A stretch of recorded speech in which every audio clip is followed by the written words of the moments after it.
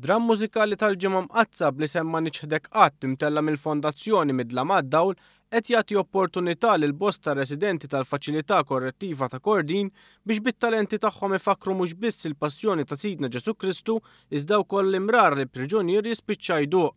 Id-dram miktub minn Emanuel Balzan li bħalissa qed jiskonta sentenza ta' priġunerija juri ġuvni interpretat mill-istess Balzan li għalkemm mingħand missieru ma kien joqsu xejn kien abbużat bi vjolenza domestika u mhux l-ewwel darba li ġew fl-idejn.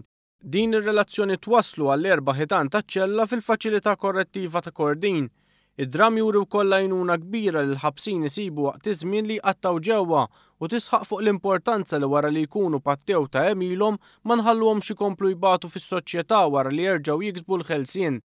Id-direttur artistiku ta' dram Jason Zerafa saħaq fuq kemm din l-esperjenza mal-priġunieri kienet waħda sabiħa.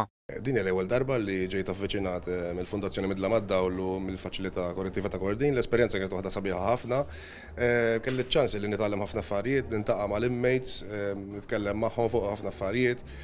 Naħseb li kienet esperjenza li l-iktar ħaġa sabiħa li fiha li dawn in-nies qed jippruvaw jagħmlu minn kollox biex jirrihabilitaw ruhom biex meta jerġgħu joħorġu barra mas-soċjetà barra iħossuhom komdi għax ikunu ovvjament pattew għal dak li jagħmlu. Il-President ta' Malta Mary Louise Colero Preka li kienet preżenti għall-ewwel esibizzjoni ta' dram saħqet fuq l-importanza li bħala soċjetà niftħu jdejna iktar ma' dawk li jkunu diġà skontaw il-pina tagħhom. Il-Ministru għall-Intern u s-Sigurtà Nazzjonali Michael Farrugia qal li l-Gvern qed jaħdem biex il-priġunieri joħorġu b'ċertifikati ġodda mill-faċilità biex tagħmel aktar faċli jsibu xogħol.